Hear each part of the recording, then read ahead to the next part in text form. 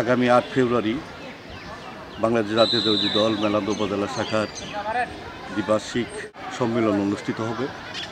সেই সম্মেলন উপলক্ষে আমাদের প্রস্তুতি, মঞ্চ, প্যান্ডেল যাবতীয় কাজ আগামী 2 দিনের মধ্যেই আমরা আশা করছি সমাপ্ত হবে এবং আগামী শনিবার আমাদের জাতীয় নেতৃবৃন্দ, ময়মনসিংহ বিভাগীয় নেতৃবৃন্দ এবং জামালপুর জেলা বিএনপির নেতৃবৃন্দ উপস্থিত থাকবেন। সেই সম্মেলনে আমাদের প্রাণপ্রিয় নেতা জনাব মুস্তাফিজুর বাবুল ভাই সেই সম্মেলনে সভাপতিত্ব করবেন।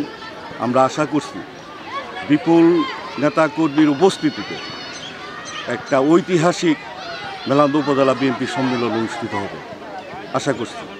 সে কারণেই মেলান্দহ উপজেলা 11টি ইউনিয়ন এবং 2টি পৌরসভা সহ আমাদের গণসংযোগ থেকে শুরু করে সমস্ত কাজ ইতিমধ্যেই সম্পন্ন হওয়ার পথে। আশা করছি তাদের যাদেরকে সমন্বয় করা হয়েছে প্রতিটি ইউনিয়নে, তাদের নেতৃত্বে মেলান্দহ উপজেলা বিএনপির নেতৃত্বে এবং ইউনিয়ন বিএনপির নেতৃত্বে ব্যাপক একটা সমাগম অনুষ্ঠিত হবে, এটি আমরা আশা রাখছি।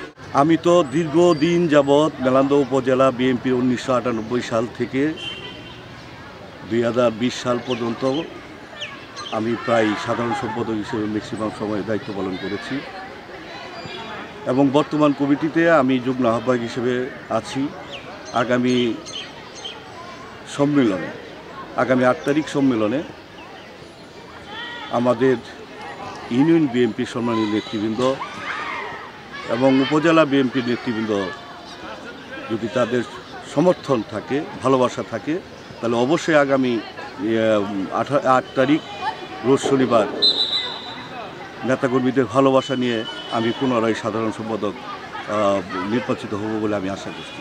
আপনারা জানেন এই মেলান্দহ মাদারগঞ্জের একজন শীর্ষ সন্ত্রাসী, যিনি পরপর একাধিকবার জাতীয় সংসদ সদস্য হয়েছিলেন, তাদের পেটুয়া বাহিনী অত্যাচার নির্যাতনে মেলান্দহ মাদারগঞ্জে আমরা সার্বিক অর্থে আমরা যে রুশানলে পরে আমরা আন্দোলন সংগ্রাম যেটুকুই করেছি সে কারণেই আমি আশাবাদী যে নেতাকর্মী আমার প্রতি তাদের সমর্থন থাকবে।